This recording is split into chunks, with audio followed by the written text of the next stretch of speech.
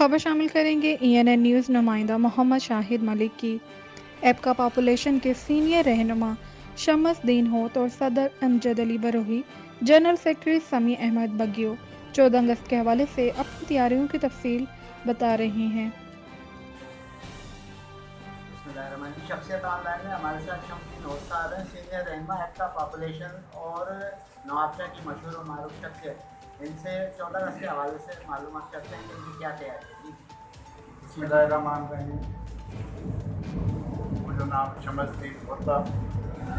14 अगस्त जे लाइ तयारी असां बिल्कुलु भरपूर नमूने सां तयारी कई आहे, जंहिंमें असां पाकिस्तान जा झंडा ऐं हिकिड़ो वॾो बैनर आहे पाकिस्तान जो, जेको सुभाणे तक़रीबन 11 बजे पॉपुलेशन ऑफिस खां हिकिड़ी वॾी रैली निकिरंदी, जेका प्रेस क्लब खां थींदी।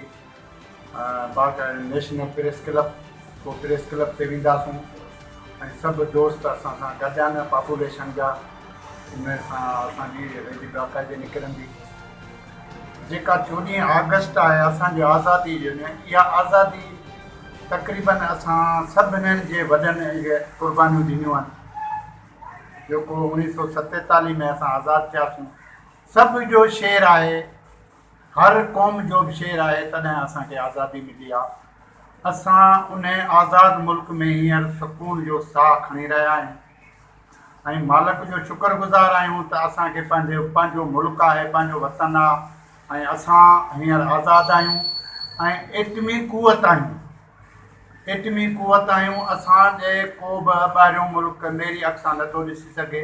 असांजी अफ़वाज राति ॾींहुं बिल्कुलु तयारु आहे ऐं हर शइ ते नज़र आहे ऐं उनखे बि असां 14 अगस्त जे तसर सां मुबारकबाद था ॾियूं ऐं मां हर क़ौम खे मुबारकबाद थो ॾियां, जेके बि असांजे पाकिस्तान में रहनि थियूं या असांजे सिंध में रहनि थियूं।